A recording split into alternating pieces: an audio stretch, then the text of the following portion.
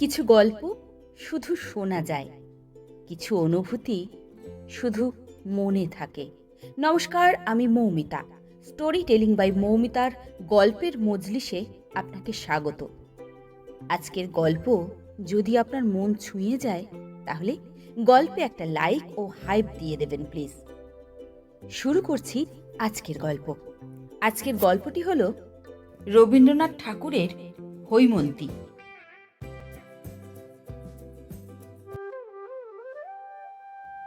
কন্যার বাপ সবুর করিতে পারিতেন, কিন্তু বরের বাপ সবুর করিতে চাহিলেন না। তিনি দেখিলেন মেয়েটির বিবাহের বয়স পার হইয়া গেছে, কিন্তু আর কিছুদিন গেলে সেটাকে ভদ্র বা অভদ্র কোনো রকমে চাপা দিবার সময়টাও পার হইয়া যাইবে। মেয়ের বয়স অবৈধ রকমে বাড়িয়া গেছে বটে, কিন্তু পণের টাকার আপেক্ষিক গুরুত্ব এখনো তাহার চেয়ে কিঞ্চিত উপরেই আছে। সেই জন্যই তারা। আমি ছিলাম বর, সুতরাং বিবাহ সম্বন্ধে আমার মত যাচাই করা অনাবশ্যক ছিল। আমার কাজ আমি করিয়াছি, FA পাশ করিয়া বৃত্তি পাইয়াছি। তাই প্রজাপতির দুই পক্ষ, কন্যাপক্ষ ও বরপক্ষ, ঘন ঘন বিচলিত হইয়া উঠিল। আমাদের দেশে যে মানুষ একবার বিবাহ করিয়াছে, বিবাহ সম্বন্ধে তাহার মনে আর কোনো উদ্বেগ থাকে না। নরমাংসের স্বাদ পাইলে মানুষের সম্বন্ধে বাঘের যে দশা হয়, স্ত্রী সম্বন্ধে তাহার ভাবটা সেই রূপ হইয়া ওঠে। অবস্থা যেমনই ও বয়স যতই হোক, স্ত্রীর অভাব ঘটিবা মাত্র তাহা পূরণ করিয়া লইতে তাহার কোনো দ্বিধা থাকে না। যত দ্বিধা ও দুশ্চিন্তা সে দেখি আমাদের নবীন ছাত্রদের। বিবাহের পৌনপুনি প্রস্তাবে তাহাদের পিতৃপক্ষের পাকা চুল কলপের আশীর্বাদে পুনঃ পুনঃ কাঁচা হইয়া ওঠে, আর প্রথম ঘটকালির আঁচেই ইহাদের কাঁচা চুল ভাবনায় এক রাত্রে পাকিবার উপক্রম হয়। সত্য বলিতেছি, আমার মনে এমন উদ্বেগ জন্মে নাই, বরঞ্চ বিবাহের কথায় আমার মনের মধ্যে যেন যেন দক্ষিণে হাওয়া দিতে লাগিল। কৌতূহলী কল্পনার কিশলয়গুলির মধ্যে একটা যেন কানাকানি পড়িয়া গেল, যাহাকে বার্কের ফ্রেঞ্চ রেভলিউশনের মতো 5-7 খাতা মুখস্থ করিতে হইবে। তাহার পক্ষে এ ভাবটা দোষরে। আমার এই লেখা যদি টেক্সট বুক কমিটির অনুমোদিত হইবার কোনো আশঙ্কা থাকিত, তবে সাবধান হইতাম। কিন্তু এ কি করিতেছি? এ কি একটি গল্প যে উপন্যাস লিখিতে বসিলাম? এমন সুরে আমার লেখা শুরু হইবে এ আমি কি জানিতাম? মনে ছিল কয় বৎসরের বেদনার যে মেঘ কালো হইয়া জমিয়া উঠিয়াছে, তাহাকে বৈশাখ সন্ধ্যার ঝোড়ো বৃষ্টির মতো প্রবল বর্ষণে নিমেষে শেষ করিয়া দিব। কিন্তু না পারিলাম বাংলা ভাষার শিশুপাঠ্য বই লিখিতে, কারণ সংস্কৃত মুগ্ধ বোধ ব্যাকরণ আমার পড়াই নাই। আর না পারিলাম কাব্য রচনা করিতে, কারণ মাতৃভাষা আমার জীবনের মধ্যে এমন পুষ্পিত হইয়া ওঠে নাই, যাহাতে নিজের অন্তরকে বাহিরে টানিয়া আনিতে পারি। সেই জন্যই দেখিতেছি আমার ভিতরকার শ্মশানচারী সন্ন্যাসীটা অট্টহাস্যে আপনাকেই আপনি পরিহাস করিতে বসিয়াছে। না করিয়া কি করিবে? তাহার যে অশ্রু শুকাইয়া গেছে। জ্যৈষ্ঠের খর রৌদ্রই তো জ্যৈষ্ঠের অশ্রুশূন্য রোদন। হ্যাঁ, তা আমার সঙ্গে যাহার বিবাহ হইয়াছিল, তাহার সত্য নামটা আমি দিব না, কারণ পৃথিবীর ইতিহাসে তাহার নামটি লইয়া প্রত্নতাত্ত্বিকদের মধ্যে বিবাদের কোনো আশঙ্কা নাই। যে তাম্র শাসনে তাহার নাম খোদাই করা আছে, সেটা সেটা আমার হৃদয় পট। কোনো কালে সে পট এবং সেই নাম বিলুপ্ত যে হইবে না, এমন কথা আমি মনে করিতে পারি না। কিন্তু যে অমৃত লোকে তাহা অক্ষয় হইয়া রহিল, সেখানে ঐতিহাসিক আনাগোনা নাই। আমার এ লেখায় তাহার যেমন হোক একটা নাম চাই। আচ্ছা, তাহার নাম দিলাম শিশির, কেননা শিশিরে কান্না হাসি একেবারে এক হইয়া আছে, আর শিশিরে ভোরবেলাটুকুর কথা সকালবেলায় আসিয়া ফুরাইয়া যায়। শিশির আমার চেয়ে কেবল 2 বছরের ছোট ছিল, অথচ আমার পিতা যে গৌরীদানের পক্ষপাতী ছিলেন না তাহা নহে। তাহার পিতা ছিলেন উগ্রভাবে সমাজ বিদ্রোহী। দেশের প্রচলিত ধর্ম কর্ম কিছুতেই তাহার আস্থা ছিল না। তিনি কষিয়া ইংরেজি পড়িয়াছিলেন। আমার পিতা উগ্রভাবে সমাজের অনুগামী। মানিতে তাহার বাধে এমন জিনিস আমাদের সমাজে সদরে বা অন্দরে দেউড়ি বা খিড়কির পথে খুঁজিয়া পাওয়াই দায়, কারণ তিনিও কষিয়া ইংরেজি পড়িয়াছিলেন। পিতামহ এবং পিতা উভয়েই মতামত বিদ্রোহের 2 বিভিন্ন মূর্তি, কোনোটাই সরল স্বাভাবিক নহে। তবুও বড় বয়সের মেয়ের সঙ্গে বাবা যে আমার বিবাহ দিলেন তাহার কারণ মেয়ে বড় বলিয়াই পনের অঙ্কটাও যে বড়।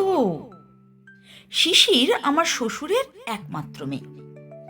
বাবার বিশ্বাস ছিল কন্যার পিতার সমস্ত টাকা ভাবি জামাতার ভবিষ্যতের গর্ব পূরণ করিয়া তুলিয়াছে। আমার শ্বশুরের বিশেষ কোনো একটা মতের বালাই ছিল না। তিনি পশ্চিমের কোনো এক পাহাড়ের রাজার অধীনে বড় কাজ করিতেন। শিশির যখন কোলে, তখন তাহার মায়ের মৃত্যু হয়। মেয়ে বৎসর অন্তে 1 বছর করিয়া বড় হইতেছে, তাহা আমার শ্বশুরের চোখে পড়ে নাই। সেখানে তাহার সমাজের এমন কেহ ছিল না যে তাহাকে চোখে আঙুল দিয়া দেখাইয়া দিবে। শিশিরের বয়স যথা সময়ে 16 হইল, কিন্তু সেটা স্বাভাবিকের 16, সমাজের 16 নহে। কেহ তাহাকে আপন বয়সের জন্য সতর্ক হইতে পরামর্শও দেয় নাই। সেও আপন বয়সটার দিকে ফিরিয়াও তাকাইত না। কলেজে 3য় বৎসরে পা দিয়াছি, আমার বয়স 19। এমন সময় আমার বিবাহ হইল। বয়সটা সমাজের মতে বা সমাজ সংস্কারকের মতে উপযুক্ত কিনা তাহা লইয়া তাহারা 2 পক্ষ লড়াই করিয়া রক্তারক্তি করিয়া মুরু। কিন্তু আমি বলিতেছি, যে বয়সটা পরীক্ষা পাশ করিবার পক্ষে যত ভালো হোক, বিবাহের সম্বন্ধ আসিবার পক্ষে কিছু মাত্রই ভালো নয়।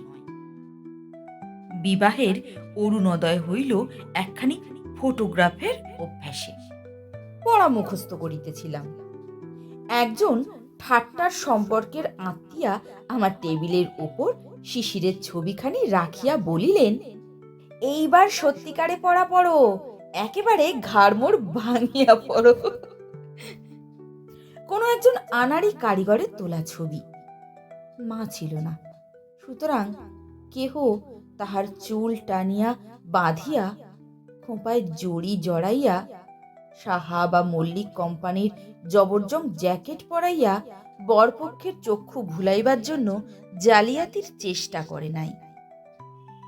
ভারী একখানি সাদা সিধা মুখ, সাদা সিধা 2টি চোখ এবং সাদা সিধা একটি শাড়ি, কিন্তু সমস্তটি লইয়া কি যে মহিমা সে আমি বলিতে পারি না। যেমন তেমন একখানি চৌকিতে বসিয়া, পেছনে একখানি ডোরা কাটা শতরঞ্চি ঝোলানো, পাশে একটা টেপাইয়ের উপরে ফুলদানিতে ফুলের তোড়া, আর গালিচার উপরে শাড়ির বাঁকা পাড়টির নিচে 2খানি খালি পা। পটের ছবিটির উপর আমার মনের সোনার কাঠি লাগিতেই সে আমার জীবনের মধ্যে জাগিয়া উঠিল। সেই কালো দুটি চোখ আমার সমস্ত ভাবনার মাঝখানে কেমন করিয়া চাহিয়া রহিল। আর সেই বাঁকা পাড়ের নিচিকার দুখানি খালি পা আমার হৃদয়কে আপন পদ্মাসন করিয়া লইল। পঞ্জিকার পাতা উল্টাইতে থাকিল। 2-3টা বিবাহের লগ্ন পিছাইয়া যায়। শ্বশুরের ছুটি আর মেলে না। ওদিকে সামনে একটা অকাল 4-5 মাস জুড়িয়া আমার বড় বয়সের সীমানাটাকে 19 বছর হইতে অনর্থক 20 বছরের দিকে ঠেলিয়া দিবার উপক্রম করিতেছে। শ্বশুরের এবং তাহার মনিবের উপর রাগ হইতে লাগিল। যাহা হোক, অকালের ঠিক পূর্ব লগ্নটাতে আসিয়া বিবাহের দিন ঠেকিল।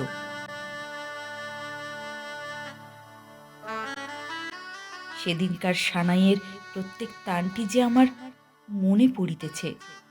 সেদিনকার প্রত্যেক মুহূর্তটি আমি আমার সমস্ত চৈতন্য দিয়া স্পর্শ করিতেছি। আমার সেই 19 বছরের বয়সটি আমার জীবনে অক্ষয় হইয়া থাক।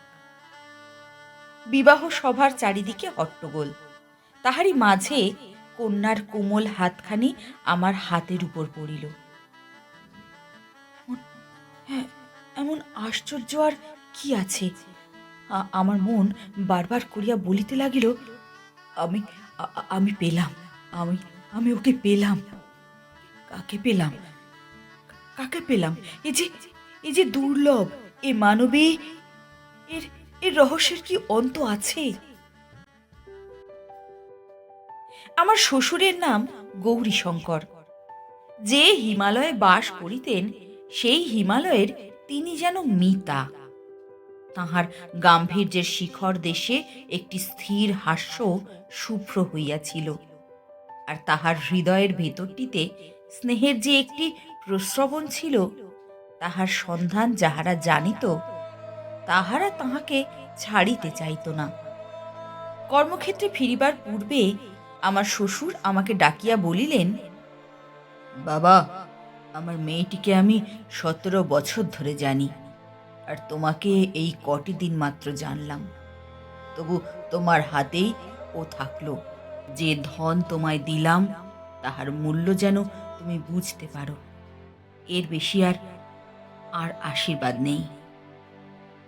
তাহার বেহাই বেহান সকলেই তাহাকে বারবার আশ্বাস দিয়া বলিলেন, বেহাই, মনে কোনো চিন্তা রাখবেন না। আপনার মেয়েটি যেমন বাপকে ছেড়ে এসেছে, তেমনি বাপ মা দুজনকেই পেল। তাহার পরে শ্বশুরমশাই মেয়ের কাছে বিদায় লইবার বেলায় হাসিলেন, বলিলেন, হ্যাঁ বুড়ি, চললাম রে।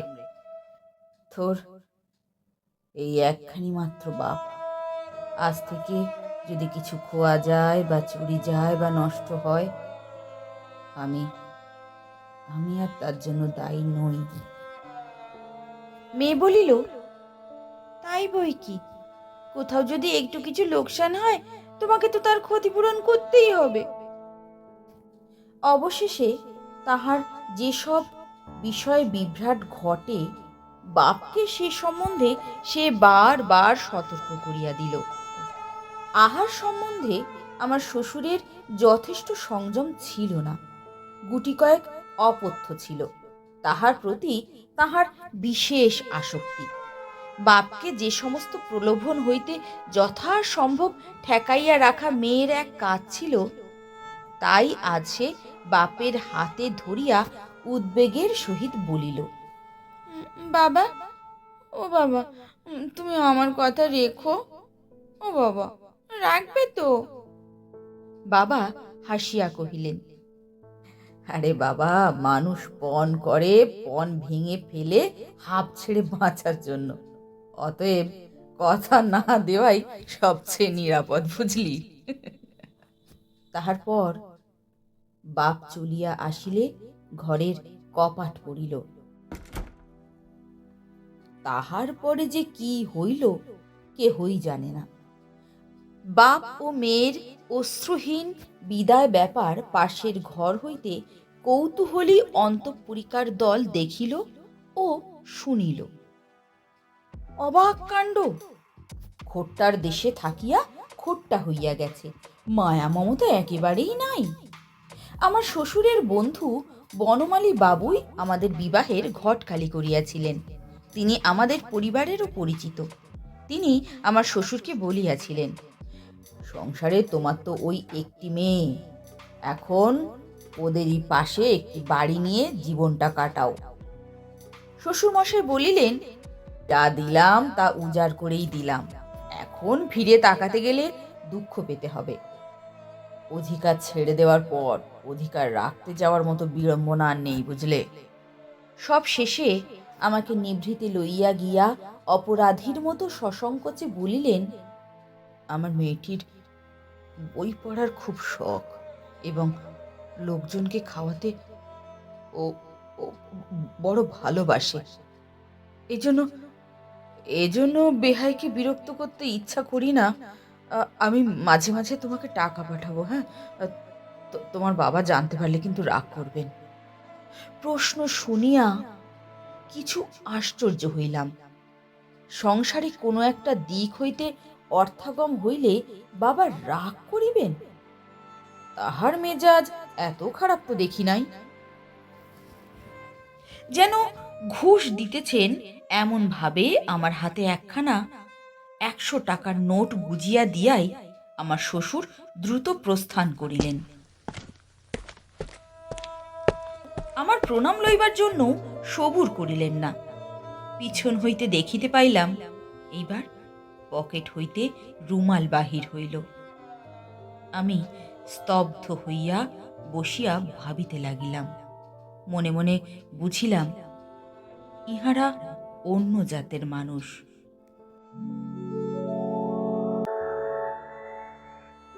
বন্ধুদের অনেকেরই তো বিবাহ করিতে দেখিলাম, মন্ত্র পড়ার সঙ্গে সঙ্গেই স্ত্রীটিকে একেবারে এক গ্রাসে গলাধ্যকরণ করা হয়।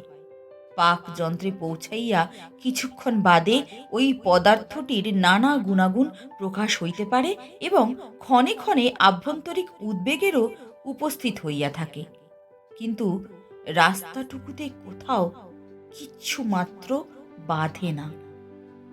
আমি কিন্তু বিবাহ সভাতেই বুঝিয়াছিলাম, দানের মন্ত্রে স্ত্রীকে যেটুকু পাওয়া যায় তাহাতে সংসার চলে বটে, কিন্তু 15 আনা বাকি থাকিয়া যায়।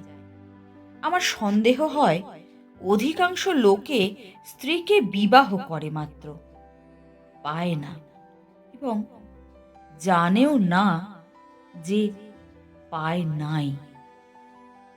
তাহাদের স্ত্রীর কাছেও মৃত্যু এ খবর ধরা পড়ে না। কিন্তু কিন্তু সে যে আমার সাধনার ধন ছিল, সে আমার সম্পত্তি নয়, সে আমার সম্পদ। শিশির, না, এ নামটা আর ব্যবহার করা চলিল না। একে তো এটা তাহার নাম নয়, তাহাতে এটা তাহার পরিচয়ও নহে। সে সূর্যের মতো ধ্রুব সত্য, সে ক্ষণজীবনী উষার উদয়ের মতো অশ্রু বিন্দুটি নয়। কি হইবে গোপন রাখিয়া? তাহার আসল নাম হৈমন্তী, হ্যাঁ, বলিয়াই দিলাম। দেখিলাম এই 17 বছরের মেয়েটির উপরে যৌবনের সমস্ত আলো আসিয়া পড়িয়াছে, কিন্তু এখনো কৈশোরকালের কোল হইতে সে জাগিয়া ওঠে নাই। ঠিক ঠিক যেন শৈলচূড়ার বরফের উপর সকালের আলো ঠিকরাইয়া পড়িয়াছে, কিন্তু বরফ গলিল না। আমি জানি কি অকলঙ্ক শুভ্র সে, কি নিবিড় পবিত্র। আমার মনে একটা ভাবনা ছিল যে লেখাপড়া জানা বড় মেয়ে, কি জানি কেমন করিয়া তাহার মন পাইতে হইবে। কিন্তু অতি অল্প দিনেই দেখিলাম মনের রাস্তার সঙ্গে বইয়ের দোকানের রাস্তার কোনো জায়গায় কোনো কাটাকুটি নাই, কবে যে তাহার সাদা মনটির উপর একটু রং ধরিল, চোখে একটু ঘোর লাগিল, কবে যে তাহার সমস্ত শরীর মন যেন উৎসুক হইয়া উঠিল, তাহা ঠিক করিয়া বলিতে পারিব না। এ তো গেল এক দিকের কথা, আবার অন্যদিকও আছে বই কি।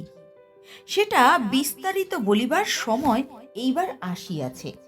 রাজ সংসারে আমার শ্বশুরের চাকরি, ব্যাংকে যে তাহার কত টাকা জমিল সে সম্বন্ধে জনশ্রুতি নানা প্রকার অঙ্কপাত করিয়াছে, কিন্তু কোনো অঙ্কটাই লাখের নিচে নামে নাই। ইহার ফল হইয়াছিল এই যে তাহার পিতার দর যেমন যেমন বাড়িল, হৈমন্তীর আদরও তেমন তেমন বাড়িতে থাকিল। আমাদের ঘরের কাজকর্ম রীতি পদ্ধতি শিখিয়া লইবার জন্য সে ব্যগ্র, কিন্তু মা মা তাহাকে অত্যন্ত স্নেহে কিছুতেই হাত দিতে দিলেন না। এমনকি হৈমন্তীর সঙ্গে পাহাড় হইতে যে দাসী আসিয়াছিল, যদিও তাহাকে নিজেদের ঘরে ঢুকিতে দিতেন না, তবুও তাহার জাত সম্বন্ধে প্রশ্ন মাত্র করিলেন না, পাছে বিশ্রী একটা উত্তর শুনিতে হয়। এমনি ভাবেই দিন চলিয়া যাইতে পারিত। কিন্তু হঠাৎ হঠাৎ একদিন বাবার মুখে ঘোর অন্ধকার দেখা দিল। ব্যাপারখানা এই যে আমার বিবাহে আমার শ্বশুর 15,000 টাকা নগদ এবং 5,000 টাকার গহনা দিয়াছিলেন। বাবা তাহার এক দালাল বন্ধুর কাছে খবর পাইয়াছেন ইহার মধ্যে 15,000 টাকাই ধার করিয়া সংগ্রহ করিতে হইয়াছে। তাহার সুদও নিতান্তই সামান্য নহে। লাখ টাকার গুজব তো একেবারেই ফাঁকি। যদিও আমার শ্বশুরের সম্পত্তির পরিমাণ সম্বন্ধে আমার বাবার সঙ্গে তাহার কোনোদিন কোনো আলোচনা হয় নাই, তবুও বাবা জানি না কোন যুক্তিতে ঠিক করিলেন তাহার বেহাই তাহাকে ইচ্ছাপূর্বক প্রবঞ্চনা করিয়াছেন। তারপরে বাবার একটা ধারণা ছিল আমার শ্বশুর রাজার প্রধানমন্ত্রী গোছের একটা কিছু। খবর লইয়া জানিলেন তিনি সেখানকার শিক্ষা বিভাগের অধ্যক্ষ। বাবা বলিলেন, অর্থাৎ স্কুলের হেডমাস্টার। সংসারের ভদ্র পদ যতগুলো আছে তার মধ্যে সবচেয়ে উঁচা। বাবার বড় আশা ছিল শ্বশুর আজ বাদে কাল যখন কাজে অবসর লইবেন তখন আমি রাজমন্ত্রী হইব। এমন সময় রাস উপলক্ষে দেশের কুটুম্বরা আমাদের কলকাতার বাড়িতে আসিয়া জমা হইলেন। কন্যাকে দেখিয়া তাহাদের মধ্যে একটা কানাকানি পড়িয়া গেল। কানাকানি ক্রমে অস্ফুট হইতে স্ফুট হইতে লাগিল। দূর সম্পর্কের কোনো এক দিদিমা বলিয়া উঠিলেন, ওরা কপাল আমার, নাথ বউ যে আমাকেও বয়সে হার মানালো। আরেক দিদিমা শ্রেণিয়া বলিলেন, আমাদের যদি হার না মানাবে তবে অপু বাইরে থেকে বউ আনতে যাবে কেন? হ্যাঁ?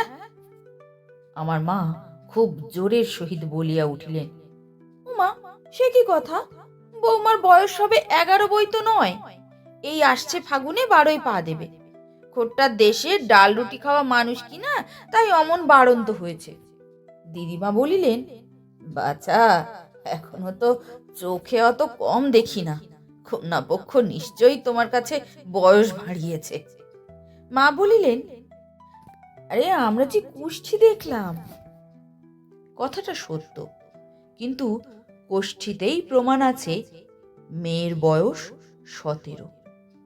প্রবীণারা বলিলেন, আরে বাবা কুষ্ঠিতে কি আর ফাঁকি দেওয়া যায় না? এই লইয়া ঘোর তর্ক, এমনকি বিবাদও বাঁধিয়া গেল। এমন সময় সেখানে হৈম আসিয়া উপস্থিত। কোন এক দিদিমা জিজ্ঞাসা করিলেন, অনাথ বউ, তা তোমার বয়স কত বলো দেখি? মা তাহাকে চোখ টিপিয়া ইশারা করিলেন। হৈম কিন্তু তাহার অর্থ বুঝিল না, বলিল, 17। মা ব্যস্ত হইয়া বলিয়া উঠিলেন, বৌমা, তুমি জানো না? হৈম কহিল, আমি আমি জানি মা, আমার বয়স 17। দিদিমারা পরস্পর গা টেপাটেপি করিলেন। বধূর নির্বুদ্ধিতায় রাগিয়া উঠিয়া মা বলিলেন, তুমি তো সব জানো। তোমার বাবা যে বললেন তোমার বয়স 11। হৈম চমকিয়া কহিল, বাবা বলেছেন? না না, কখনো না। মা কহিলেন, অবাক করলে যে, বেহাই আমাকে নিজের মুখে বললেন, আর মেয়ে বলে কিনা বলেনি। এই বলিয়া মা আরো একবার চোখ টিপিলেন। এইবার হৈম ইশারাটির মানে বুঝিল। ঘাড় আরো দৃঢ় করিয়া বলিল, না না, বাবা এমন কথা কখনোই বলতে পারে না। মা গলা চড়াইয়া বলিলেন, কি, তুই আমাকে মিথ্যাবাদী বলতে চাস? হৈম বলিল, আমার বাবা তো কখনোই মিথ্যা বলেন না। ইহার পরে মা যতই গালি দিতে লাগিলেন, কথাটার কালি ততই গড়াইয়া ছড়াইয়া চারিদিকে লেপিয়া গেল। মা রাগ করিয়া বাবার কাছে তাহার বধূর মূঢ়তা ও ততোধিক একগুয়েমির কথা বলিয়া দিলেন। বাবা হৈমকে ডাকিয়া বলিলেন, আই বড় মেয়ের বয়স 17, এটা কি খুব একটা গৌরবের কথা? সেটা আবার ঢাক পিটিয়ে বলে বেড়াতে হবে? আমাদের এখানে এসব চলবে না, এই বলে রাখলাম। হায় রে, তাহার বৌমার প্রতি বাবার এই মধুমাখা পঞ্চম ঘর আজ একেবারে বাজখাই খাদে নাবিল কেমন করিয়া? হৈম ব্যথিত হইয়া প্রশ্ন করিল, কেউ যদি বয়স জিজ্ঞাসা করে তখন কি বলবো? মিথ্যা বলার কোনো দরকার নেই, তুমি বলবে, আমি জানি না, আমার শাশুড়ি মা জানেন। কেমন করিয়া মিথ্যা বলিতে না হয় সেই উপদেশ শুনিয়া হৈম এমন ভাবে চুপ করিয়া রহিল যে বাবা বুঝিলেন তাহার সদুপদেশটা একেবারে বাজে খরচ হইল।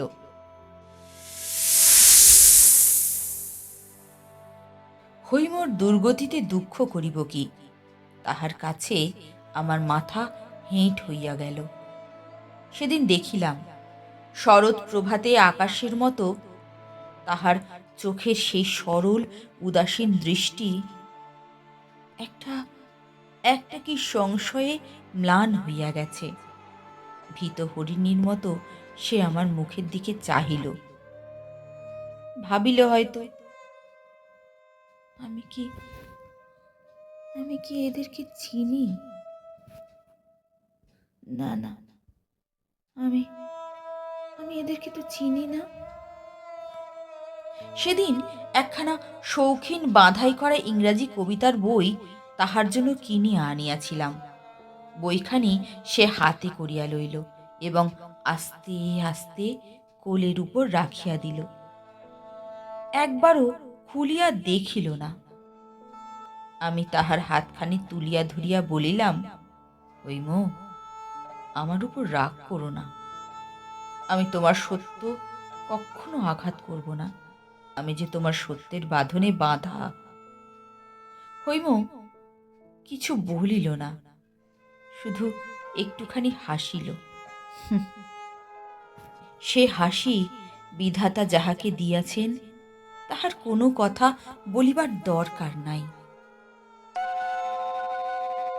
পিতার আর্থিক উন্নতির পর হইতে দেবতার অনুগ্রহকে স্থায়ী করিবার জন্য নূতন উৎসাহে আমাদের বাড়িতে পূজার্চনা চলিতেছে। এ পর্যন্ত সেই সমস্ত ক্রিয়াকর্মে বাড়ির নতুন বধূকে ডাক পড়ে নাই। এমত অবস্থায় নতুন বধূর প্রতি একদিন পূজা সাজাইবার আদেশ হইল। সে বলিল, মা, আমাকে বলে দাও না কি করতে হবে। ইহাতে কাহারও মাথায় আকাশ ভাঙিয়া পড়িবার কোনো কথা নয়, কারণ সকলেরই জানা ছিল মাতৃহীন কন্যা প্রবাসী মানুষ। কিন্তু কেবলমাত্র হৈমন্তীকে লজ্জিত করাই এই আদেশের হেতু। সকলেই গালে হাত দিয়া বলিল, মা, এ কি কাণ্ড! এ কোন নাস্তিকের ঘরের মেয়ে! এবার যে সংসার থেকে লোককে ছাড়লো, লোককে বিদায় নিল, আর দেরি নেই। এই উপলক্ষে হৈমর বাপের উদ্দেশ্যে যা না বলিবার তাহা বলা হইল। যখন হইতে কটু কথার হাওয়া দিয়াছে, হৈম একেবারে চুপ করিয়া সমস্ত সহ্য করিয়াছে। একদিনের জন্য কাহারও সামনে সে চোখের জল ফেলে নাই। আজ তাহার বড় বড় দুই চোখ ভাসাইয়া দিয়া জল পড়িতে লাগিল। সে উঠিয়া দাঁড়াইয়া বলিল, আপনারা জানেন, সে দেশে আমার বাবাকে সবাই ঋষি বলে। ঋষি বলে? ভারী একটা হাসি পড়িয়া গেল। ইহার পরে তাহার পিতার উল্লেখ করিতে হইলে প্রায়ই বলা হইত, তোমার ঋষি বাবা। এই মেয়েটির সকলের চেয়ে দরদের জায়গাটি যে কোথায়, তাহা তাহা আমাদের সংসার বুঝিয়া লইয়াছিল।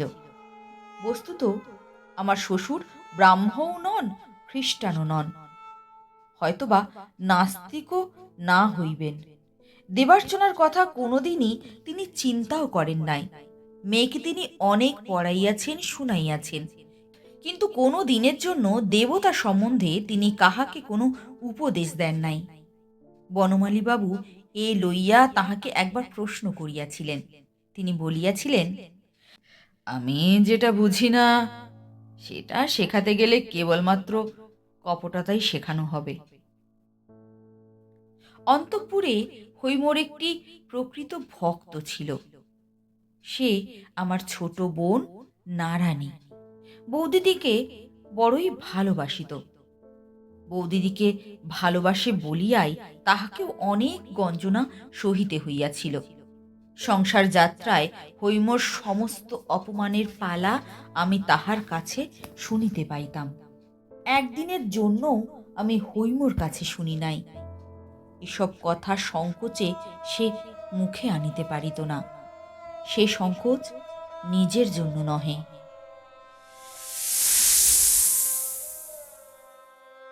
হৈম তাহার বাপের কাছ হইতে যত চিঠি পাইত সমস্ত আমাকে পড়িতে দিত। চিঠিগুলি ছোট কিন্তু রসে ভরা। সেও বাপকে যত চিঠি লিখিত সমস্তই আমাকে দেখাইত। বাপের সঙ্গে তাহার সম্বন্ধটিকে আমার সঙ্গে ভাগ করিয়া না লইলে তাহার দাম্পত্য যে পূর্ণ হইতে পারিত না। তাহার চিঠিতে শ্বশুরবাড়ি সম্বন্ধে কোনো নালিশের ইশারাটুকুও ছিল না। থাকিলে বিপদ ঘটিতে পারিত। নারায়ণীর কাছে শুনিয়াছি, শ্বশুরবাড়ির কথা কি লেখে জানিবার জন্য মাঝে মাঝে তাহার চিঠি খোলা হইত। চিঠির মধ্যে অপরাধের কোনো প্রমাণ না পাইয়া উপরওয়ালাদের মন যে শান্ত হইয়াছিল তাহা নহে। বোধ করি তাহাতে তাহারা আশাভঙ্গের দুঃখই পাইয়াছিলেন। বিষম বিরক্ত হইয়া তাহারা বলিতে লাগিলেন, এত ঘন ঘন চিঠি বা কিসের জন্য? বাপি যেন সব, আমরা যেন কেউ না। এই লইয়া অনেক অপ্রিয় কথা চলিতে লাগিল। আমি ক্ষুব্ধ হইয়া হৈমকে বলিলাম, শোনো হৈম, তোমার বাবার চিঠি আর কাউকে দিও না, আমাকেই দিও। আমি কলেজ যাওয়ার সময় পোস্ট করে দেব। হৈম বিস্মিত হইয়া জিজ্ঞাসা করিল, কেন? আমি লজ্জায় তাহার উত্তর দিলাম না। বাড়িতে সকলে বলিতে আরম্ভ করিল, এইবার অপুর মাথা খাওয়া হবে, বিয়ের ডিগ্রি এবার শিখে তোলা রইল, আর ছেলেরই বা দোষ কি? হ্যাঁ, সে তো বটেই। দোষ তো সমস্তই হৈমর। তাহার দোষ যে তাহার বয়স 17। তাহার দোষ যে আমি তাহাকে ভালোবাসি। তাহার দোষ যে বিধাতার এই বিধি। তাই আমার হৃদয়ের রন্ধ্রে রন্ধ্রে সমস্ত আকাশ আজ বাঁশি বাজাইতেছে। বিয়ে ডিগ্রি অকাতর চিত্তে আমি চুলায় দিতে পারিতাম, কিন্তু হৈমর কল্যাণে পণ করিলাম পাশ করিবই, এবং ভালো করিয়া পাশ করিব। এই পণ রক্ষা করা আমার সেই অবস্থায় যে সম্ভবপর হইয়াছিল, তাহার দুইটি কারণও ছিল। এক তো হৈমর ভালোবাসার মধ্যে এমন একটি আকাশের বিস্তার ছিল যে সংকীর্ণ আসক্তির মধ্যেও সে মনকে জড়াইয়া রাখিত না। সেই ভালোবাসার চারিদিকে ভারী একটি স্বাস্থ্যকর হাওয়া বইত। আর দ্বিতীয়টি হইল, পরীক্ষার জন্য যে বইগুলি পড়া প্রয়োজন তাহা হৈমর সঙ্গে একত্রে মিলিয়া পড়া অসম্ভব ছিল না। পরীক্ষা পাশের উদ্যোগে কোমর বাঁধিয়া লাগিলাম।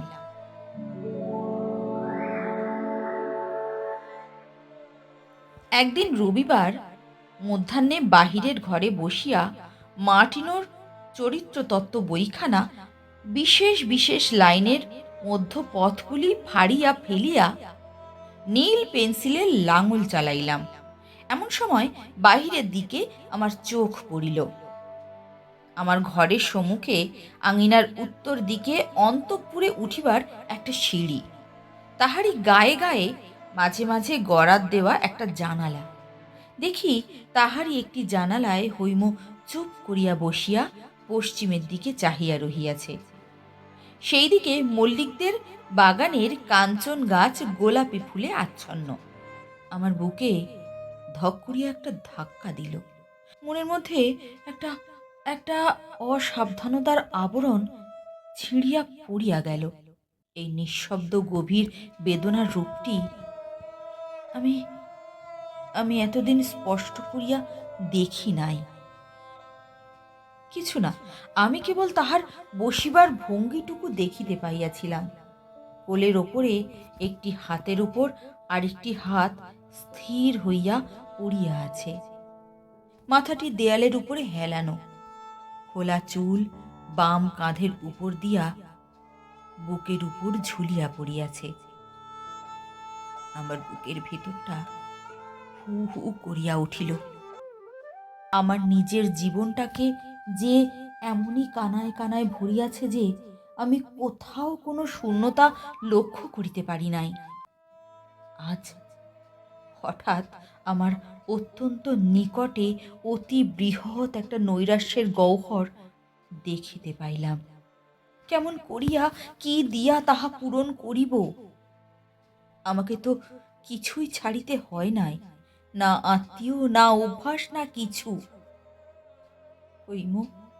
হৈম যে সমস্ত ফেলিয়া আমার কাছে আসিয়াছে, সেটা কতখানি তাহা আমি আমি ভালো করিয়া ভাবি নাই। আমাদের সংসারের অপমানের কণ্টক শয়নে সে বসিয়া, সে শয়ন আমিও তাহার সঙ্গে ভাগ করিয়া লইয়াছি। সেই দুঃখে হৈমর সঙ্গে আমার যোগ ছিল, তাহাতে আমাদিগকে পৃথক করে নাই। কিন্তু কিন্তু এই গিরি নন্দিনী 17 বৎসর কাল অন্তরে বাহিরে কত বড় মুক্তির মধ্যে মানুষ হইয়াছে। কি নির্মল সত্যে এবং উদার আলোয় তাহার প্রকৃতি এমন ঋজু, শুভ্র ও সবল হইয়া উঠিয়াছে। তাহা হইতে হৈম যে কিরূপ নিরতিশয় ও নিষ্ঠুর রূপে বিচ্ছিন্ন হইয়াছে, এতদিন আমি সম্পূর্ণভাবে অনুভব করিতে পারি নাই। কেননা সেখানে তাহার সঙ্গে আমার সমান আসন ছিল না। হৈম যে অন্তরে অন্তরে মুহূর্তে মুহূর্তে মরিতেছিল, তাহাকে আমি সব দিতে পারি, কিন্তু মুক্তি দিতে পারি না। তাহা আমার নিজের মধ্যে কোথায়?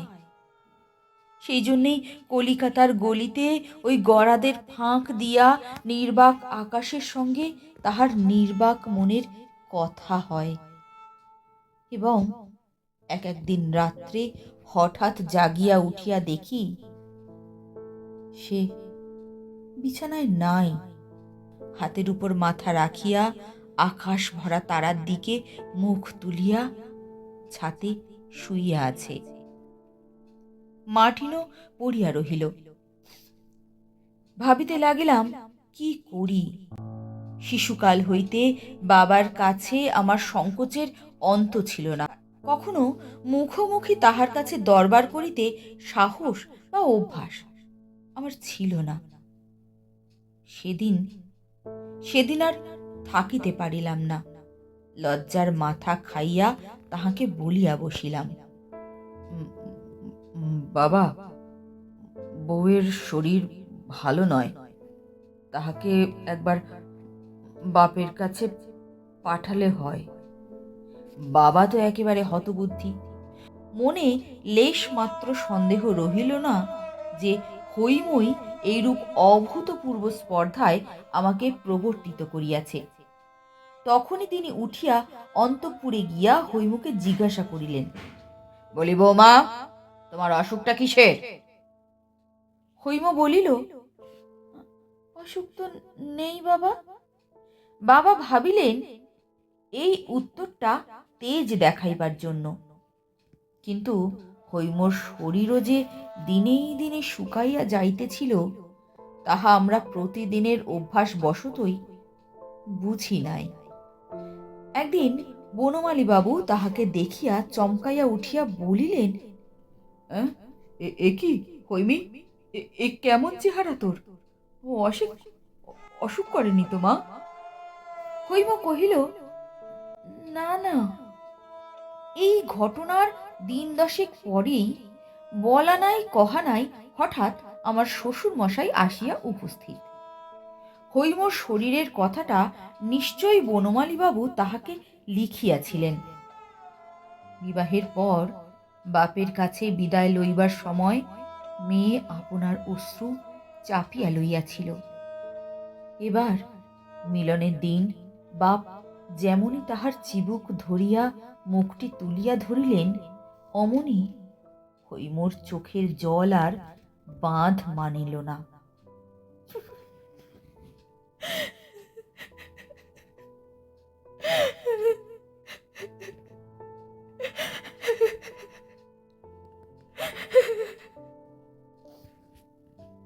বাপ একটি কথাও বলিতে পারিলেন না, জিজ্ঞাসা পর্যন্ত করিলেন না, কেমন আছিস মা? আমার শ্বশুর তাহার মেয়ের মুখে এমন একটা কিছু দেখিয়াছিলেন যাহাতে তাহার বুক ফাটিয়া গেল। হৈম বাবার হাত ধরিয়া তাহাকে শোবার ঘরে লইয়া গেল।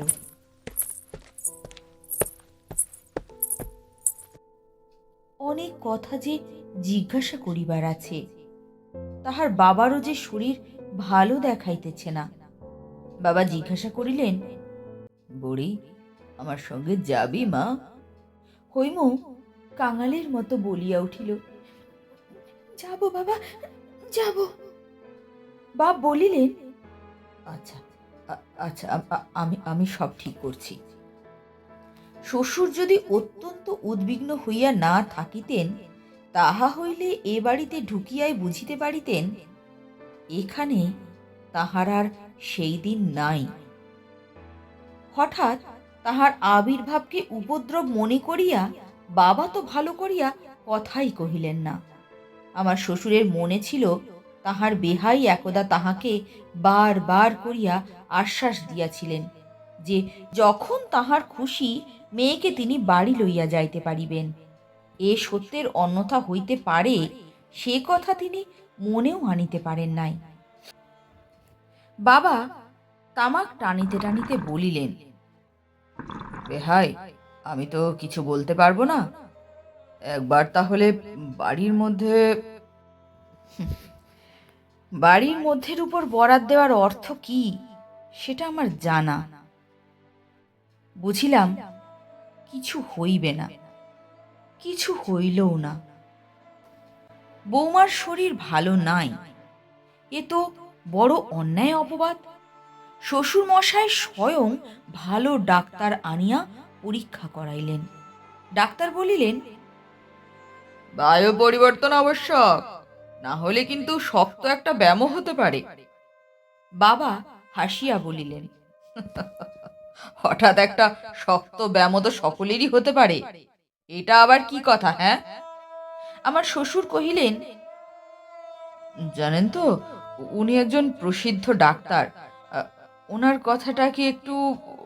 বাবা কহিলেন, আমার অনেক ঢের ডাক্তার দেখেছি, দক্ষিণার জোরে সকল পণ্ডিতের কাছে সব বিধান মেলে এবং সকল ডাক্তারের কাছে সব রোগের সার্টিফিকেট পাওয়া যায়। এই কথাটা শুনিয়া আমার শ্বশুর একেবারে স্তব্ধ হইয়া গেলেন।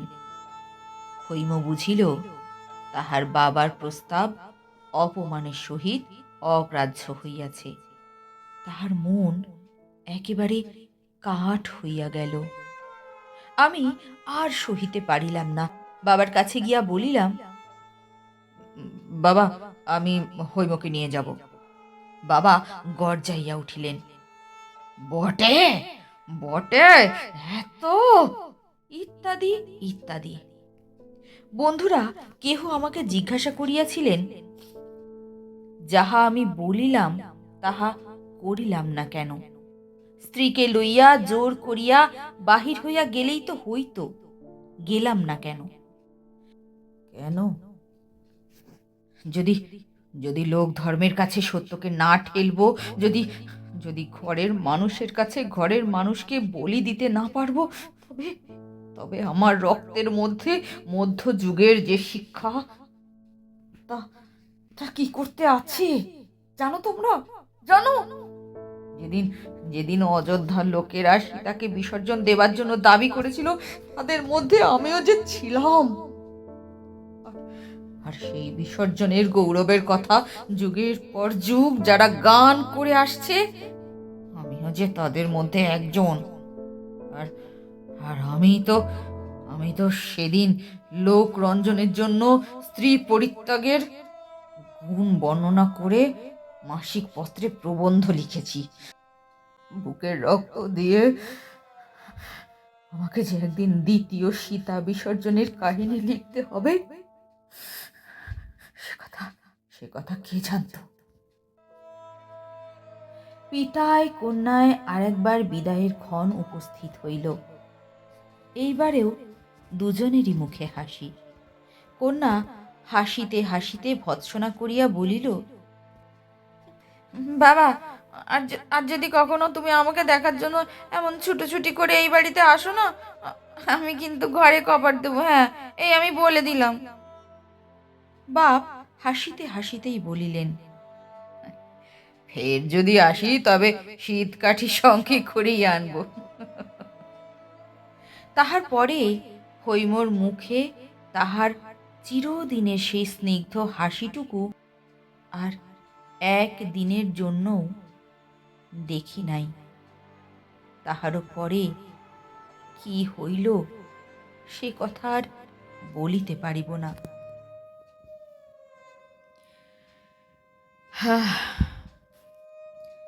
শুনিতেছি মা পাত্রীর সন্ধান করিতেছেন। হয়তো হয়তো একদিন মায়ের অনুরোধ অগ্রাহ্য করিতে পারিব না, ইহাও সম্ভব হইতে পারে। কারণ থাক, আর কাজ কি? প্রতিটা গল্পের একটা শেষ আছে, কিন্তু তার অনুভূতি রয়ে যায় মনের অনেক গভীরে। আজকের গল্পটি এখানেই শেষ। আবার দেখা হবে নতুন কোনো এক গল্পে। আজকের মতো টাটা। ওহো, দেখেছেন, আসল কথাটাই তো বলা হলো না। তাহলে বলে ফেলি। হ্যাঁ, শুনুন, গল্পটা তো শুনলেন, লাইক হাইপও করলেন, পাশাপাশি কমেন্ট করে আপনার মতামত জানাতে কিন্তু ভুলবেন না। আর এমন গল্প যদি আরও শুনতে চান তাহলে সাবস্ক্রাইব করে বেল বাটন ক্লিক করে পাশে থাকুন। গল্প যা শুধু মনে নয়, হৃদয়ে থেকে যায়।